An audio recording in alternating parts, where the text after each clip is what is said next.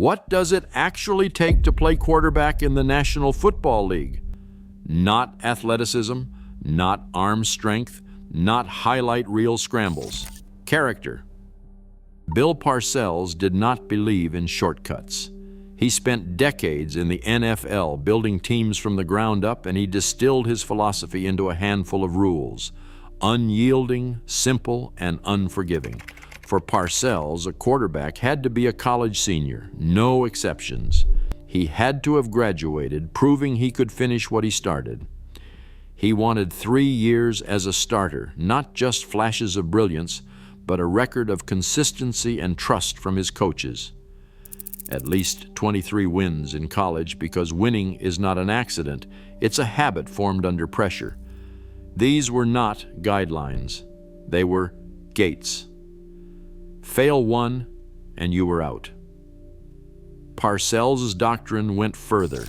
Rule number 2, clowns can't run a huddle. The quarterback is not an entertainer. He is the adult in the room, the one who commands respect when the game is on the line. And Rule 11, don't be a celebrity quarterback. The moment a player becomes bigger than the team, the structure collapses. Parcells built his legacy on these commandments, forged by pain and triumph.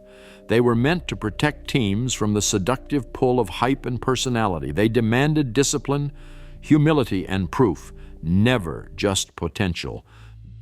Johnny Manziel was everything Parcells warned about, and everything the league couldn't resist. He walked onto the draft stage as a junior, not a senior. No diploma in hand, just a reputation that outpaced his resume: 33 college starts, 22 wins. One short of the threshold. But none of that mattered when the lights hit him. He was the first freshman to win the Heisman, the face of Texas A&M's wild resurgence. Johnny Football was not just a nickname. It was a brand, stitched onto t-shirts and blasted across social media. Crowds chanted his name before games. Reporters trailed him from campus parties to casino tables. He played the game with a reckless flair that made highlight reels but left coaches uneasy. Off the field, he lived for the spotlight, arms raised in the money sign, feeding a machine that cared more about headlines than habits. Where Parcells saw warning signs, franchises saw ticket sales. Manziel did not just break the rules, he made them look old, slow, and out of touch. That is what made him so tempting and so dangerous. On draft night, the Browns stood at a crossroads.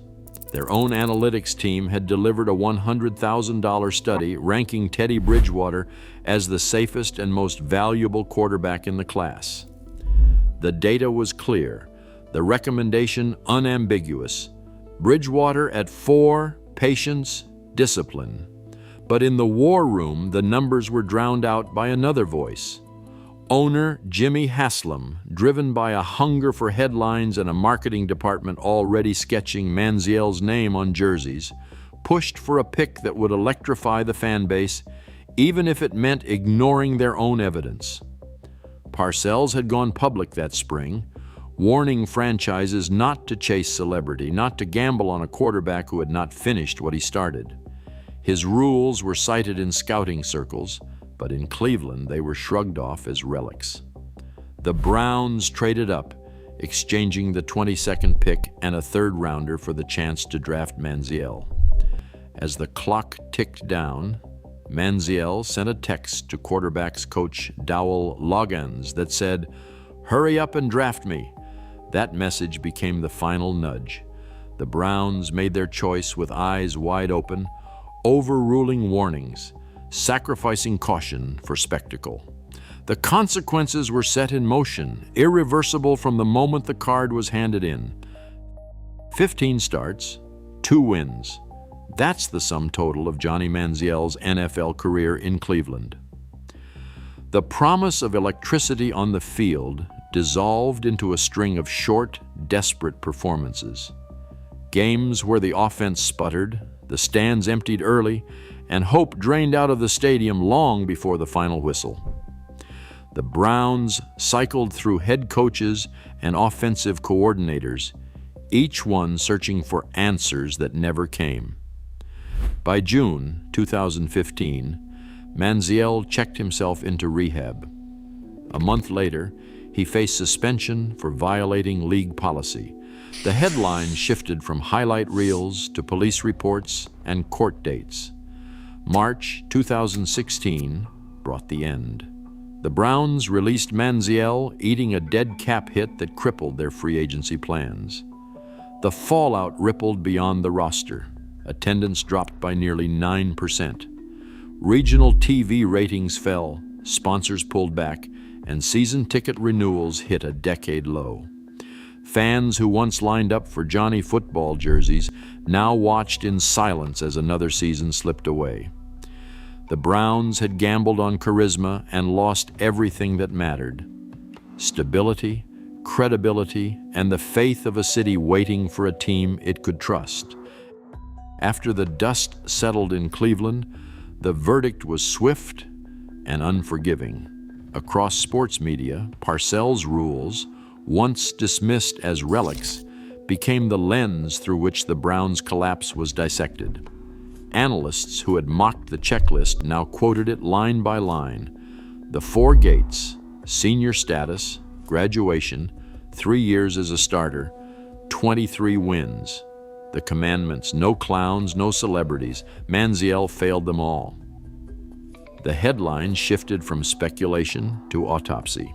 ESPN, The Athletic, and local Cleveland writers traced the unraveling back to the moment the Browns chose charisma over caution, spectacle over structure.